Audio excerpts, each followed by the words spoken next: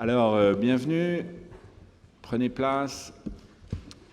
Bienvenue, donc on va parler des différents masters de l'école de droit. Je m'appelle Christophe Jamin, je suis professeur dans cette maison depuis fort longtemps et je suis le doyen de l'école de droit depuis aussi fort longtemps. Donc il paraît qu'on va vous passer un film. Alors c'est pas le Festival de Cannes, hein, si vous voulez, Bon, voilà, on y va, on passe le film, après je vous dis quelques mots et je réponds à toutes vos questions.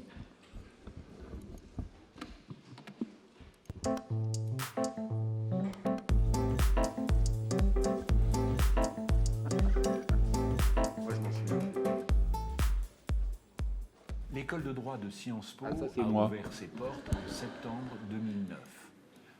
Nous avons d'ores et déjà diplômé plus de 1600 étudiantes et étudiants. Cette école a une particularité, elle n'exige de ses candidats aucun prérequis en droit. Vous pouvez intégrer l'école de droit, nous nous chargeons de votre formation juridique. À l'issue de 2 ou 3 ans passés chez nous, en ayant suivi des cours en français ou en anglais, en ayant choisi l'une des spécialités que nous vous proposons, en ayant choisi de pratiquer une année de césure à l'étranger et en stage, eh bien, vous aurez accès à l'examen d'entrée au barreau, vous aurez la possibilité de vous présenter au concours de l'école de la magistrature, vous pourrez aussi devenir commissaire de police, officier de gendarmerie, vous pourrez travailler en entreprise ou dans une organisation gouvernementale ou non gouvernementale, dans le domaine du droit économique, du droit pénal, du droit de la famille, mais aussi dans le domaine des droits de l'homme. Vous serez aussi au milieu d'étudiants français et étrangers, puisque 40% de nos étudiants viennent de pays extérieurs à la France, et vous aurez un personnel enseignant venant du monde académique et du monde de la pratique, et nous y traiterons à la fois de questions théoriques et de questions pratiques, sans oublier de vous donner un solide esprit critique. Il me semble donc que l'école de droit est faite pour vous.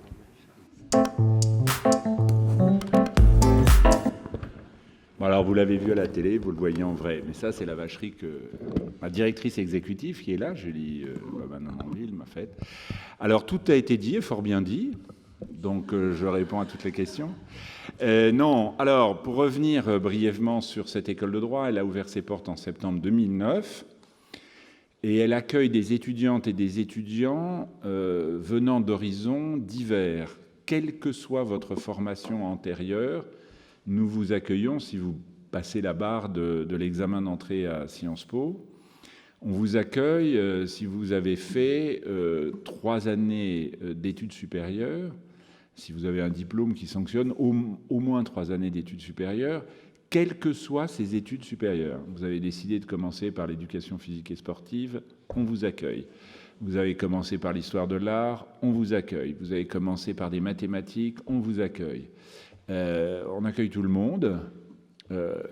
C'est pas une blague. On essaye de diversifier au maximum l'origine de nos étudiantes et de nos étudiants. Donc, vous pouvez avoir fait des mathématiques, de l'histoire, être allé à l'université, avoir fait une école d'ingénieur, faire des études de pharmacie, enfin tout ce que vous voulez. Nous, on se charge du reste, comme le dit si bien le monsieur que j'ai vu à l'écran, là, il dit on se charge du reste. Et le pari, c'est de faire de vous des juristes en 2 ou 3 ans, parce que vous allez rester avec nous 2 ou 3 années, je vous explique dans un instant. En gros, on a, pour ce qui vous concerne, 3 masters en réalité aujourd'hui.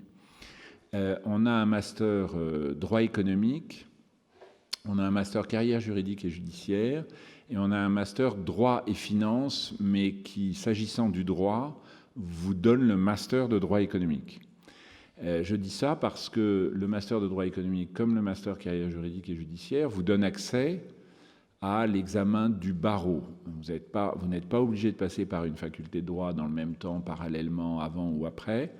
Le fait d'être diplômé de l'un de ces 2 masters, donc du 3e aussi, puisqu'il est calqué, s'agissant du droit, sur le master de droit économique, et il a une structure un peu différente, vous pourrez accéder à l'examen du barreau. En même temps, vous pourrez passer l'examen de l'école, enfin au concours de l'École nationale de la magistrature, d'officier de gendarmerie, de commissaire de police, etc., etc. Puis vous pourrez faire tout à fait autre chose. On a des étudiants qui sont diplômés de l'école et j'ai le droit de le dire, qui ont lancé des magasins de fish and chips, qui sont écrivains, qui sont députés, qui sont secrétaires d'État, qui aussi ouvrent des galeries d'art au Chili, font du one-woman show, ou ont des vies plus classiques, par exemple, travailler dans une organisation quelconque, gouvernementale ou non gouvernementale, un organe de régulation de l'économie, un truc, par exemple, comme l'autorité des marchés financiers, des trucs aussi farfelus que ça.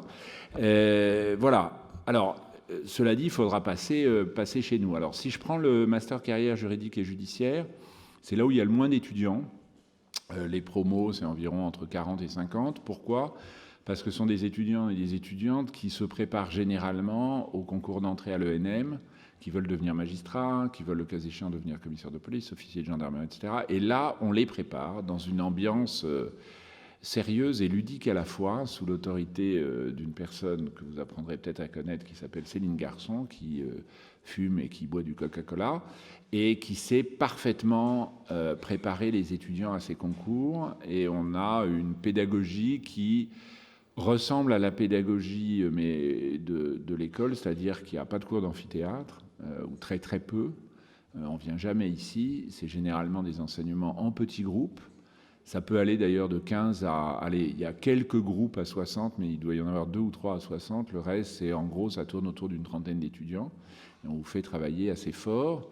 Mais c'est un peu spécifique parce qu'il y a derrière ce concours. Alors, je répondrai à toutes vos questions, si vous voulez, sur ce master, parce que c'est là où il y a le... Comme la pression du concours est très forte, c'est là où il y a le moins d'innovation pédagogique. Mais on vous prépare sérieusement et le taux de réussite est très bon. Il y a le master droit économique sur lequel se greffe le master droit et finance. Alors le master de droit économique, c'est là où il y a les plus grosses promotions. On a 180, 200 étudiants par promotion. En gros, l'idée, c'est que la première année... Alors vous pourrez aussi avoir fait du droit avant d'ailleurs, hein, c'est pas exclusif. C'est pas le public qu'on recherche le plus, mais c'est pas exclusif. Vous allez, la première année, apprendre le langage de base du droit et du droit économique. Toujours en petit groupe. Vous allez pouvoir le faire en anglais ou en français parce qu'il y a tous les cours sont doublés en anglais. Enfin, pas qu'on double les individus quand ils parlent. Il y a un groupe ou deux parfois qui est dédié à l'anglais. Par exemple, si vous apprenez, je ne sais pas, le droit des contrats, il y a 6 groupes ou 7 groupes en français d'une trentaine d'étudiants. Puis il y a un groupe en anglais, Contract Law, qui est fait par une Common Law Lawyer, qui est une solicitor, qui est très très bien. Voilà, donc des enseignements en petits groupes. On va vous demander de faire, on adopte la pédagogie dite inversée, c'est-à-dire que les gens travaillent avant de venir au cours, et on essaie dans toute la mesure du possible de faire en sorte que les cours soient des lieux interactifs de discussion, de débat, etc. La première année, elle est un peu rude parce que y a un petit droit d'entrée, parce que là où les facs mettent 4 ou 5 ans à former des juristes, nous, on a décidé de les former en 2 ou 3 ans. Donc on travaille assez fort, mais il y a une bonne ambiance. On travaille fort. Et là, à l'issue de la première année, on a le droit de choisir, il y a 70% de nos étudiants qui choisissent de faire une année dite de césure, dont je pourrais vous expliquer la philosophie. Alors, soit les gens font 2 stages de 6 mois dans des endroits différents, soit les gens font un semestre de stage et un semestre dans une université partenaire étrangère. D'habitude, on a une jolie carte, mais je ne sais pas si on l'a. On a des partenaires, voilà. On a des partenaires dans le monde entier, donc les gens peuvent aller passer, je ne sais pas, 6 mois à Sydney, 6 mois à Tel Aviv, ou 6 mois à Buenos Aires, ou 6 mois à Harvard, ou 6 mois à Stanford, ou à Columbia, ou à NYU, à UPenn, à Cornell, etc., ou quelque part en Europe, mais généralement nos étudiantes et nos étudiants ne veulent pas aller en Europe parce que c'est tout près. En général, en Europe, ils y vont le week-end, donc bon, ils ne veulent pas y aller. Bon, mais on a des accords avec toute une série d'institutions, Francfort, Turin, bon, Madrid, bon. L'idée, c'est que dès qu'on a appris le langage de base du droit, dès qu'on a fait une année où on a bossé assez fort, il faut être jeté dans le grand bain. Il n'y a rien de tel que de vous faire un stage de longue durée pour vous jeter dans le grand bain. Et puis, il faut décentrer son propre regard, donc aller voir comment ça se passe ailleurs, comment les gens raisonnent ailleurs. C'est toujours une excellente chose. Le droit de propriété en France et au Japon, on appelle ça droit de propriété, mais c'est pas tout à fait le même. Vous avez pu constater récemment, si vous avez suivi les démêlés de Carlos Ghosn avec la justice japonaise, qu'il y a une procédure pénale en France, puis il y a une procédure pénale au Japon, et que c'est pas tout à fait la même. Et donc c'est intéressant d'aller voir comment ça se passe. Et puis après, les étudiantes et les étudiants reviennent, ou ne sont pas partis pour cette année de césure, et choisissent une deuxième année. Alors aujourd'hui, il y a des majeurs dans cette deuxième année. Il y a des majeurs qui s'appellent droit public économique, droit de l'innovation, Global Governance Studies, contentieux économique et arbitrage, Global GBLG, Global Business Law and Governance, qu'on fait avec Columbia. Donc, mais là, pour très peu d'étudiants, les étudiantes ou les étudiants partent le premier semestre à Columbia et reviennent après à Paris. Enfin bref, l'idée, c'est plutôt là de diversifier complètement la méthode pédagogique. C'est-à-dire qu'il y a des cours, comme en première année, sans amphithéâtre, de manière interactive, mais il y a aussi des ateliers faits à 15 avec des praticiens qui viennent exposer des cas. Il y a des cliniques juridiques, ça paraît bizarre, on travaille sur des vraies situations de la vraie vie, en partenariat avec des entreprises, avec des organisations non gouvernementales, avec toute une série de gens. Et il y a des académiques, des tuteurs qui sont d'anciens de la clinique, et puis des tiers pour lesquels nous travaillons. Alors on intervient dans toute une série de choses. La clinique, la première qu'on avait faite, c'est qu'on avait défendu quelque part au Mexique des Indiens qui souffraient de la politique de l'industrie minière. Donc une de nos étudiantes avait dit il va falloir qu'on prenne la défense de ces étudiants. Depuis, elle est devenue avocat pénaliste sur la place de Paris, mais il n'y a pas que ça. Hein. On travaille sur le transhumanisme, on travaille sur des choses bizarres, sur les biocarburants. Là, on travaille sur les biocarburants. Bon, alors c'est la clinique. On envoie nos étudiants faire des concours d'arbitrage divers et variés dans le monde entier. Donc ça, c'est très amusant. Qu'est-ce qu'on fait d'autre? On fait des séminaires de recherche, blablabla. Tout ça est très bien et c'est le plus actif possible. Le tout avec 22 profs ou 24 profs titulaires dans la maison, mais près de 400 intervenants extérieurs. Il y a des gens, d'abord, du monde entier. On a 37 ou 38 professeurs cette année étrangers qui sont venus enseigner chez nous et qui viennent du monde entier. Les collègues, les 24 collègues, il y a des gens... on vient de recruter une Colombienne et un Anglais, mais il y a aussi quelques Français. Donc c'est assez rigolo. Voilà, c'est ce qu'on vous propose, c'est le jeu qu'on vous propose en droit économique. Et à la fin, quand vous êtes diplômé, hop, dans la foulée, vous pouvez passer l'examen du barreau, comme en carrière juridique et judiciaire. Vous pouvez aussi passer l'examen du barreau, mais c'est la minorité. Est-ce que j'ai tout dit sur le master? Je pense que pas du tout. Sur le master droit économique? Oui, sur le master droit économique. Et il faut que je parle du master droit et finance. Alors, droit et finance, c'est un accord entre deux écoles à l'intérieur de Sciences Po. On s'est mis d'accord avec l'école de management et de l'innovation en disant on va faire une formation complètement intégrée en droit et en finance. Donc vous aurez à la fois des cours de droit et des cours de finance. Si les fusions-acquisitions, c'est votre rêve, c'est possible, ça arrive. Vous ferez à la fois du droit des fusions-acquisitions et puis vous ferez les fusions-acquisitions vues sous l'angle financier. Et là, au lieu de rester 2 ans, vous resterez 3 ans, mais vous aurez 2 diplômes. Vous aurez le master de droit économique et le master finance et stratégie. Et généralement, vous ne ferez pas d'année de césure parce que vous ne voudrez pas vous rallonger vos études, mais vous ferez 6 mois de stage, ça c'est obligatoire dans la scolarité. Et vous pourrez travailler, alors là pour le coup vous serez attendu à l'AMF, l'autorité des marchés financiers. Vous serez attendu, enfin on l'espère parce que ça fait que 2 ans que ça existe, donc on n'a pas encore eu un diplômé, donc on peut encore raconter n'importe quoi. Mais les étudiantes et les étudiants qui sont dans ce programme sont assez contents. Il y en a une vingtaine aujourd'hui. Il y a de la place à peu près pour tout le monde parce qu'on veut monter un peu en puissance ce programme si on arrive à une trentaine d'étudiants. Donc il y a une trentaine, en gros c'est la moitié viennent du collège universitaire et la moitié viennent de l'extérieur directement. C'est des gens qu'on sélectionne, alors pour le coup qu'on sélectionne en regardant si ils ou elles ont des capacités en mathématiques quand même qui leur permettent de faire de l'analyse financière. C'est aussi simple que ça, des capacités de travail, etc. Mais généralement, ça donne un groupe plutôt sympa, plutôt agréable, et ça a l'air de bien fonctionner. Voilà, c'est les 3 masters qu'on peut vous proposer. Alors après, il y a plein de choses dans l'école de droit, ça bouillonne, hein. Il y a un programme doctoral avec 45 étudiants qui viennent du monde entier et que vous croisez ici ou là. Il y a des profs qui ont leur bureau dans la boutique. Il y a des séminaires toutes les semaines. Il y a des colloques. Il y a des publications. Il y a des engueulades. C'est la vie, quoi. Non ? Oui. Vous êtes d'accord, hein ?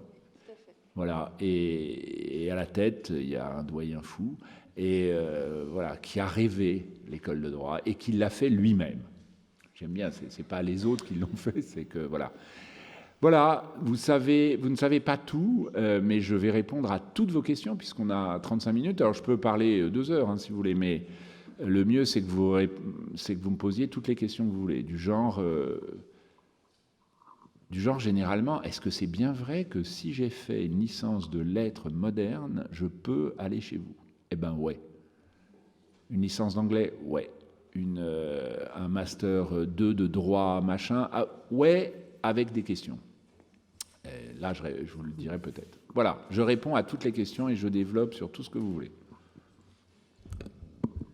Bonjour, moi je suis étudiant à Télécom Paris, donc en école d'ingénieur à la base, spécialité en sciences des données et également en économie. Notamment, je fais de la micro et de la macro. Et je voudrais savoir plus d'informations sur comment je fais pour rentrer en master joint droit et finance. Vous posez votre candidature. Oui, mais je veux dire, est-ce que, par exemple, je sais que j'ai un ami qui postule pour le master d'affaires publiques, il y a une convention directe et il y a juste l'entretien. Ah oui, alors est-ce qu'il y a une convention directe avec... Vous êtes où ? Vous êtes... À Télécom Paris. Je crois qu'il y a une convention. Télécom Paris Tech, c'est comme une Paris Tech, École des Ponts, quoi. Oui, il y a bien une convention. Il faudrait quand même vérifier au niveau des admissions que la convention couvre également le master joint droit et finance. Donc les admissions, aujourd'hui, sont 28 rue des Saints-Pères et allez quand même vérifier ce point avec eux. Oui, parce que droit et finance, comme c'est une création nouvelle, est-ce que ça faisait partie de la convention ou pas ? C'est probable, parce que ça se trouve, ça recouvre l'ensemble des diplômes de Sciences Po. Donc il n'y aurait aucune difficulté. Bienvenue, je ne sais pas si vous viendrez, mais on a déjà eu des gens de votre profil, on a eu... Des ingénieurs, on en a eu. On a un X qui aujourd'hui fait de l'arbitrage international et qui fait un LLM à Harvard après être devenu soliciteur à Londres, mais c'était son rêve. Il avait dit, j'ai fait l'X pour faire plaisir à papa et maman, mais mon rêve, c'est de faire de l'arbitrage international. Bon. On en a d'autres ingénieurs, justement, alors qui font droit et finance et qui viennent nous voir en général en disant, j'ai fait des sciences de l'ingénieur, j'ai fait beaucoup d'économie, j'ai touché un tout petit peu au droit et je me rends compte que c'est super important. C'est un peu ça, en fait. Voilà, je voudrais avoir les 3, quoi que je fasse après. Alors, il y en a qui font plein de choses et qui rentrent directement dans les entreprises et qui font tout à fait autre chose, mais qui parlent ce langage-là. Donc, pour nous, on est très, très friands de profils comme le vôtre. On essaye de les attirer. On en a régulièrement chaque année venant d'endroits différents. Mais c'est vraiment ça. Et après, vous faites ce que vous voulez. Après, les portes s'ouvrent en général assez bien et assez vite. Et dans le cas où on n'a pas de convention, on va se taper un code entier, un truc comme ça. C'est quoi l'examen si on n'a pas de convention ? Ah, mais vous n'allez pas vous taper un code. Vous n'avez pas à apprendre de droit pour rentrer à Sciences Po. Il n'y a pas de droit, il n'y a pas à apprendre. Vous me faites penser à ma grand-mère. Ma grand-mère, quand j'ai commencé à faire du droit, elle m'a dit « Oh là, mon pauvre !» C'était il y a quelques années. Elle m'a dit « il va falloir que tu parles latin, parce que tous les juristes parlent latin, et il va falloir que tu apprennes le code civil par cœur. » Alors, le Code civil, je ne le connais pas. Je connais à peu près 1500 articles, hein, mais pas dans cette... Non, c'est l'examen d'entrée à Sciences Po. Alors, je ne sais plus quelles sont les modalités en master, mais... Un dossier. Et puis, donc ça, c'est la phase d'admissibilité. Et puis après, pour l'admission, un oral. Voilà, un entretien devant 2 personnes, en général quelqu'un de l'administration, qui peut être la dame qui est à ma gauche, et quelqu'un du corps académique, qui peut être moi ou un de mes collègues. Et comment on se prépare à l'entretien ? Ça, je pense que tout le monde a la même question. Ah ouais, tout le monde a la même question. Alors, je vais vous dire, ne négligez pas le dossier. Ne nous faites pas une lettre de motivation bateau du genre je vais demander à mon oncle, ma tante et mes amis pour voir quelle est la règle ou la lettre type qui va heurter personne. Enfin, vous voyez le genre, la lettre très très propre. Oui, j'ai toujours voulu faire du droit. Ouais. C'est un peu le cas en fait. Hein, mais... Ouais, mais Ça peut être vrai. ça peut être vrai, mais vous voyez de tout temps les êtres humains, blabla. Bon, alors parfois ça donne lieu à des choses rigolotes, mais la lettre, on les reconnaît, les lettres qui sont faites. Voilà, mettez votre personnalité, dites-nous les choses, mettez les choses sur la table. On a l'habitude de faire des entretiens, on a vraiment l'habitude. On est plutôt super bienveillant, même si on vous pousse un peu dans vos retranchements.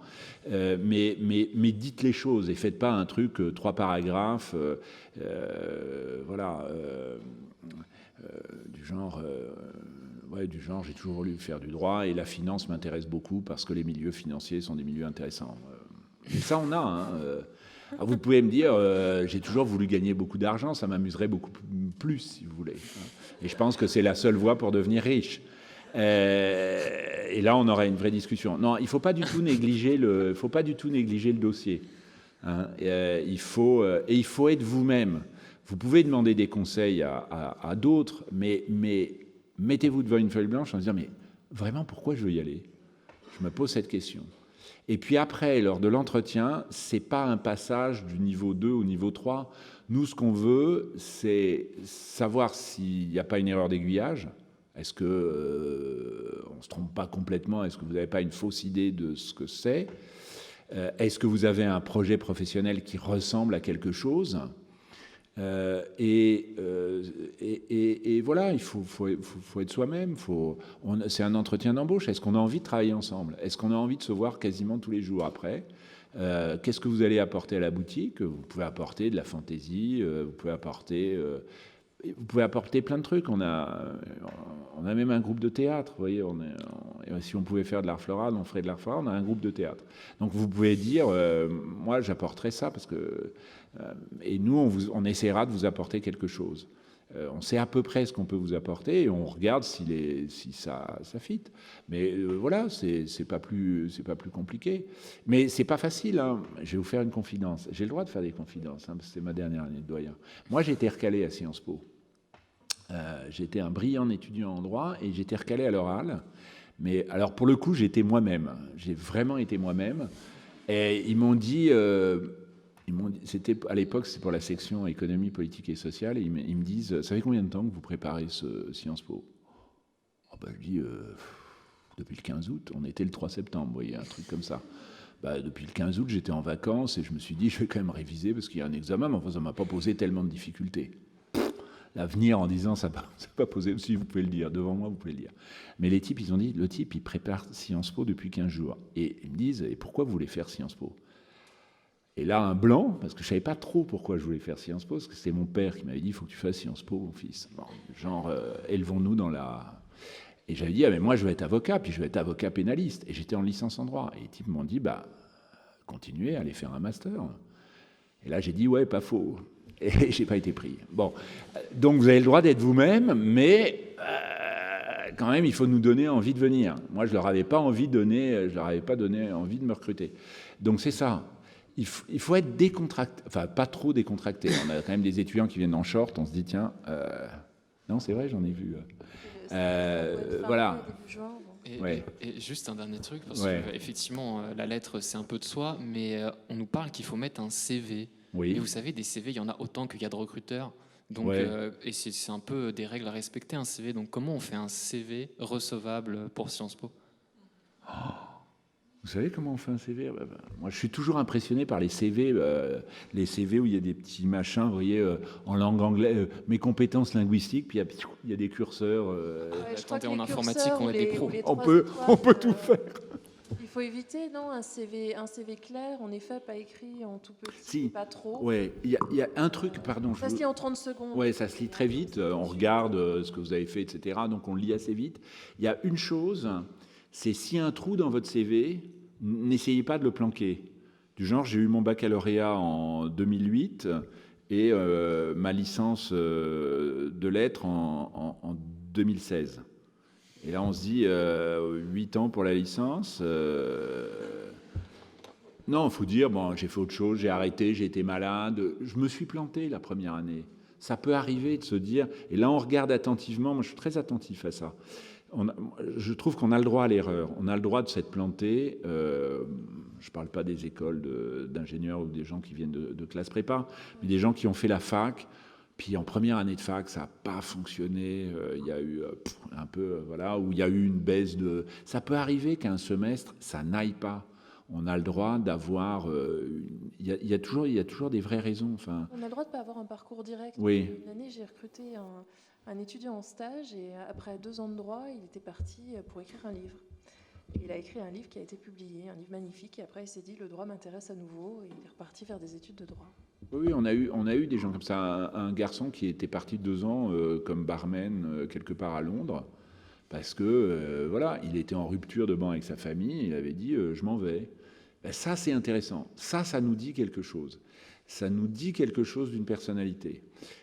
Il faudra nous parler de ce que vous êtes un petit peu en dehors de bons élèves. Alors parfois, on a de très bons élèves. Alors les très très bons élèves, je vais vous dire le profil, c'est Hippocagne-Cagne. Ça, ils sont toujours super bons, mais quand même, Hippocagne-Cagne, ils sont un peu... D'abord, ils cubent, et leur rêve, c'était normal. Et là, Sciences Po, c'est un peu le deuxième choix. Et ça, on le sait. et là, c'est le piège. C'est du genre, pourquoi vous voulez venir à Sciences Po Et donc, si vous avez normal, vous venez à Sciences Po. Oui, je pense, ce sera mon... Non, on est d'accord. Et ça ne veut pas dire qu'on ne vous prendra pas. Hein, ça, c'est point 1. Point 2, ce sont des étudiants qui sont très, très bien formés. C'est magnifique. Mais c'est un peu... Madame Machin, elle nous dit que le droit, d'après Kant et Hegel, on va s'arrêter. Ça, c'est le deuxième truc. Le troisième, c'est, on pose généralement, est-ce que vous avez fait des trucs pendant l'été? Est-ce que vous travaillez comme étudiante? On tient compte de ça. Et là, c'est, ah non, je fais rien parce que le rythme de travail est tel que, eh ben, c'est bien, vous avez le droit de prendre des vacances et ne rien faire et aller sur la plage. Vous n'êtes pas obligé, parce qu'il y a le type d'étudiant qui dit, ah ouais, et c'est pas, parfois il y en a qui sont comme ça, mais il y en a qui sont pas tous comme ça, du genre, oui, donc je travaille 20 heures par semaine, machin, j'ai fait un stage théâtre, un stage musique, un stage machin, j'ai passé une semaine de soutien scolaire en Afghanistan, plus...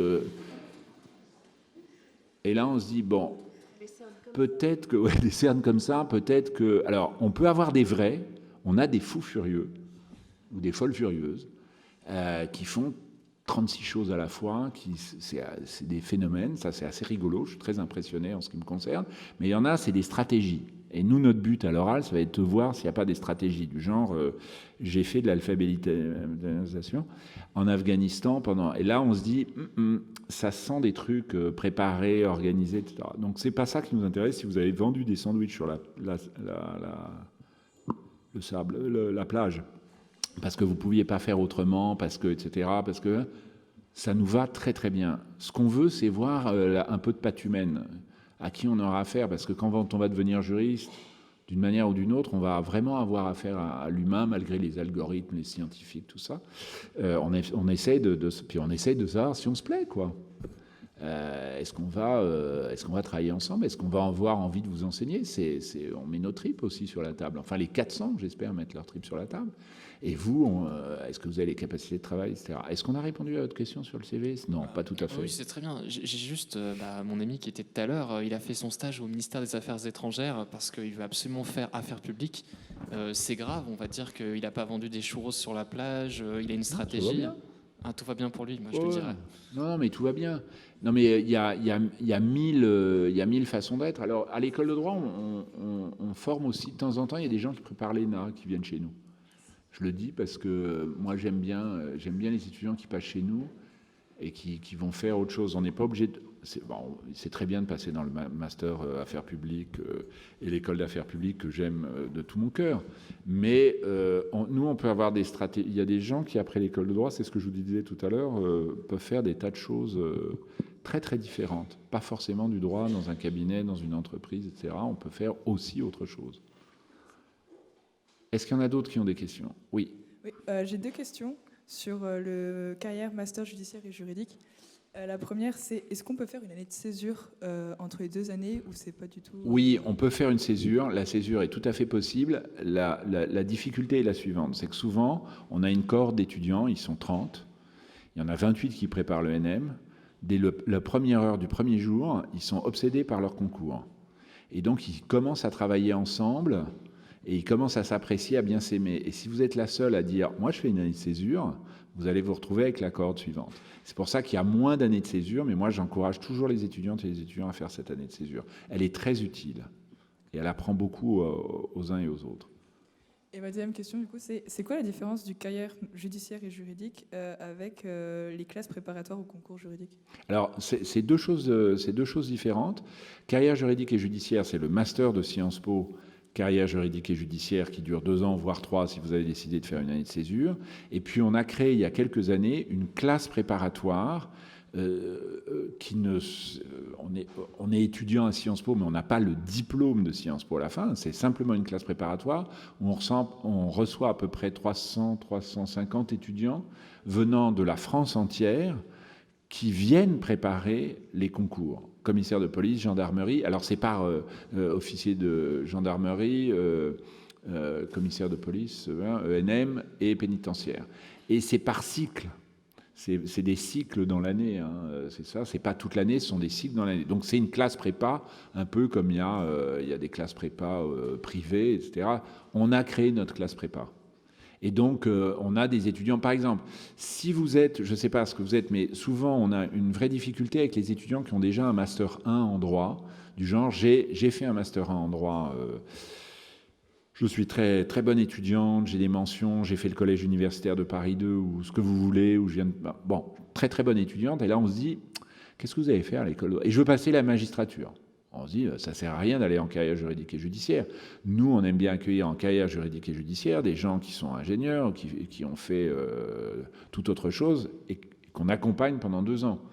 Là, on a envie de dire à l'étudiante, inscrivez-vous directement dans la prépa.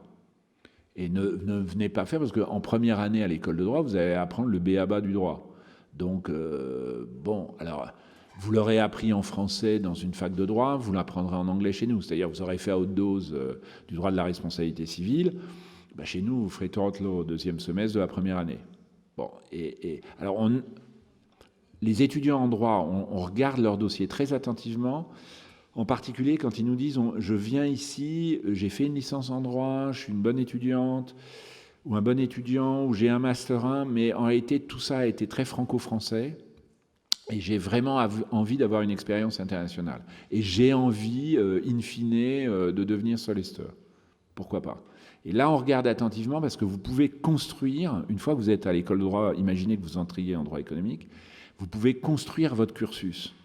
C'est-à-dire, vous pouvez dire, bon, je fais cette première année, je fais l'année de césure, on a par exemple 2 stagiaires qui vont pour l'année à la Cour européenne des droits de l'homme, donc dire, je vais à la Cour européenne des droits de l'homme, ou de se dire, bon, je vais faire un semestre de stage je vais y revenir dans une ONG, et puis je vais faire un semestre d'échange à Buenos Aires parce que je veux améliorer mon tango. Je vais revenir... et je vais décider de faire GBLG, Global Business Law and Governance, c'est-à-dire repasser un semestre cette fois-ci à Columbia et revenir chez vous. Et là, donc on a des gens qui construisent leur CV. Alors, je le dis avec beaucoup de force, on a vu que la génération qui est la vôtre a des aspirations qui ne sont pas nécessairement celles des générations précédentes. Ça évolue, ça fait longtemps que je suis dans le circuit, je m'aperçois que ça évolue. Il y a 15 ans, tout le monde voulait faire des fusions-acquisitions, c'était le dernier chic. Il y a 10 ans, tout le monde voulait faire de l'arbitrage international. Et donc, on avait des étudiants qui parlaient 14 langues, etc. Et puis, maintenant, ce qui est très à la mode, c'est le droit public, c'est le droit pénal économique. Donc, défendre... Ben alors ça, il y en a qui adorent ça. Et puis, il y en a surtout pas mal qui aiment bien les questions relatives aux droits humains, relatives au changement climatique. Hein. J'ai reçu quelques emails l'année dernière très rude en disant « vous êtes complètement dépassé, mon pauvre gars, vous êtes d'une génération, vous vous rendez compte que vous êtes complètement complice du changement climatique, blabla ». On a créé un programme, un enseignement clinique climat, pour les étudiants. Donc ça veut dire qu'une fois que vous serez rentré dans la boutique, je ne sais plus si c'était votre question, mais ne pensez pas que droit économique, c'est un petit truc super fermé. Il y a la première année qui est un peu... Déjà, vous pouvez la construire un peu. Est-ce que je prends de l'anglais? Est-ce que je ne prends pas en anglais? Je vais essayer d'avoir tel prof plutôt que tel autre, telle orientation plutôt que telle autre. Et puis après, vous pouvez construire. Si vous êtes complètement fou furieux de questions de droits humains, vous pouvez... Bon, alors, les étudiants construisent leur cursus comme ça. Même en prévoyant, moi je me souviens d'une fille qui n'avait qu'une chose à l'esprit en rentrant à l'école de droit, c'était la défense de la cause animale. Son truc, c'était la cause animale. Vous lui parliez, c'était la cause animale. Ok.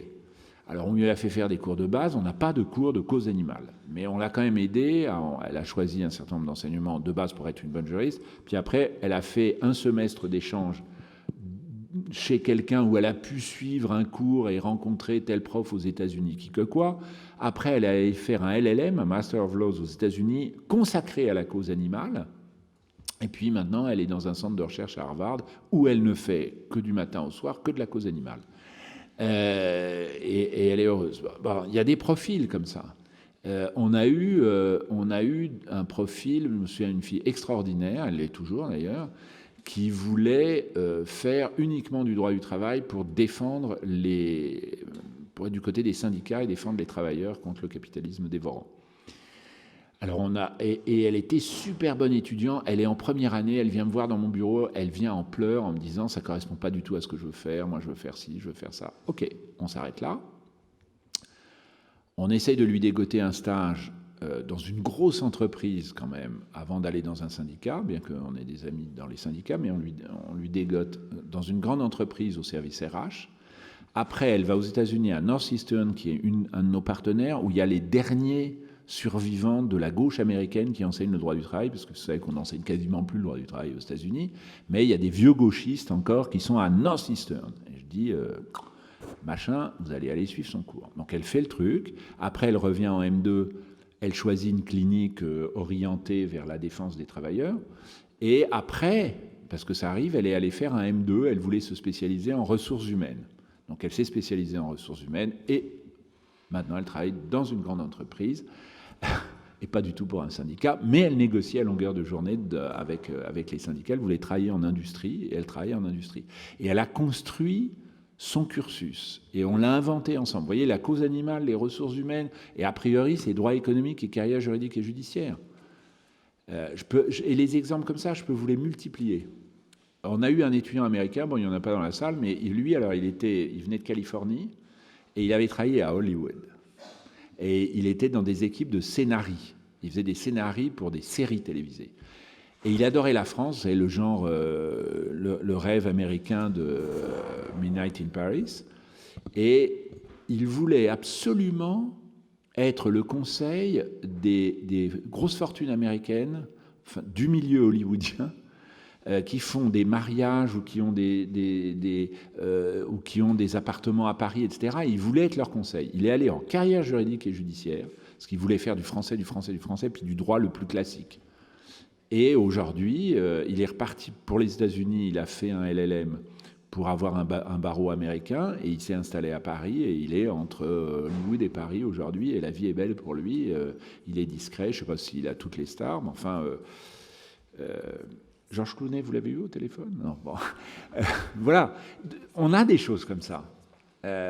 Et donc c'est à vous de construire, on vous aide à le construire. Julie Babin-Amonville et son équipe, il y a une équipe vous aide, il y a des chargés de mission, on discute, et puis il y en a dont on n'entend jamais parler, qui font un truc vachement bien, et après on les retrouve ici ou là à faire des tas de trucs rigolos. Est-ce que j'ai répondu à votre question ou pas du tout? Et il y en avait une deuxième peut-être. Non, c'était la deuxième. Bon. Est-ce qu'il y a d'autres questions? Pardon, je suis trop long, je vais être super rapide. Oui, bonjour. Je représente ma sœur qui est actuellement étudiante à Bologne. Et en fait, elle aurait deux questions, mais je pense que je vais en faire qu'une seule, je vous viendrai après. La première, ce serait concernant les lettres de recommandation qui sont demandées dans le dossier. Comme vous dites qu'il n'y a pas besoin forcément de prérequis en droit, est-ce qu'on peut avoir des lettres de recommandation du monde entier avec du monde entier. On peut avoir des lettres de recommandation du monde entier. D'accord. Ouais.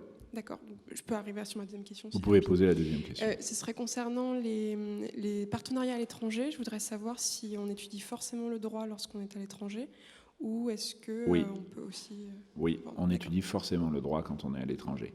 On peut prendre des cours un peu fancy, et aux États-Unis, il y a des cours rigolos, mais on étudie du droit, on forme des juristes. D'accord, Oui. super. Merci beaucoup. Voilà. Bonjour, je suis actuellement étudiante en deuxième année de master en histoire, donc rien à voir avec le droit, et j'envisage de préparer le concours d'officier de gendarmerie. Est-ce qu'il semble un peu fou de se lancer directement dans une préparation au concours en sachant qu'il y a une option justement de droit, ou est-ce qu'il est recommandé de passer justement par 2 ans de master en école de droit? Les deux profils sont possibles, ça dépend un peu de vous. Mais les deux profils sont possibles. Pour maximiser vos chances, j'ai envie de vous dire, venez faire le master. On a vu des étudiants avec votre profil aller dans la prépa directement. Bon, il faut être admis dans la prépa. Mais qui peuvent réussir. Surtout officier de gendarmerie, commissaire de police, qui est aussi un job super. On a des gens avec des profils complètement... Les plus extraordinaires, c'est ceux-là ou celles-là. On a des profils très variables et qui vont dans la prépa, qui n'ont jamais fait de droit avant, qui ont fait comme vous de l'histoire ou autre chose, et qui réussissent très bien. Les deux sont possibles. Si vous voulez maximiser vos chances, si vous sentez avoir un peu de temps, si vous sentez aussi que vous pouvez, le cas échéant, changer d'avis en cours de route, ça vous ouvrira des portes de faire le master. C'est un peu vous, mais c'est pas impossible. C'est plus dur, mais c'est pas impossible. Il faut qu'on arrête. Ah, encore une question ? 2 questions. Une. Oui, posez votre question. Moi, je croyais que c'était 16 heures. Ah, mais le temps de sortir. Ouais. Bonjour, je m'intéresse à droit public, surtout pas de droit économique ou privé. Mais du coup, j'ai l'impression que dans le carrière judiciaire et juridique, on prépare surtout le concours. Donc, Oui. moi, je voudrais faire le doctorat en droit public. Donc, si je choisis le carrière judiciaire et juridique, est-ce que c'est Mauvais bon choix. ou... Mieux vaut droit économique, et vous avez une 2e année avec une spécialité droit public économique. oui. Et vous pourrez faire du droit public, et vous pourrez présenter, si vous voulez le faire, le doctorat chez nous, vous pourrez présenter votre candidature chez nous au programme doctoral. Mais il ne faut pas faire carrière juridique et judiciaire si vraiment c'est du droit public qui vous intéresse. Ça, c'était la première demi-question. Est-ce qu'il y a une deuxième demi-question ? Et après, on s'arrête. Et on s'en va. On peut répondre en haut après. On peut répondre dans les salles 21, 22 et 23. Bonjour, moi j'ai une question concernant les stages. Je voudrais postuler au master carrière juridique et judiciaire et je voulais savoir s'il y avait des stages prévus pendant les 2 années de master. Oui, il y a un semestre qui est dédié, parce que le master carrière juridique et judiciaire, c'est 3 semestres plus un semestre de stage. Et généralement, les étudiantes et les étudiants font leur stage en juridiction, parce que c'est bien vu d'aller en juridiction. D'accord. Voilà, c'est prévu, et maintenant on monte dans les salles. Merci. Merci beaucoup.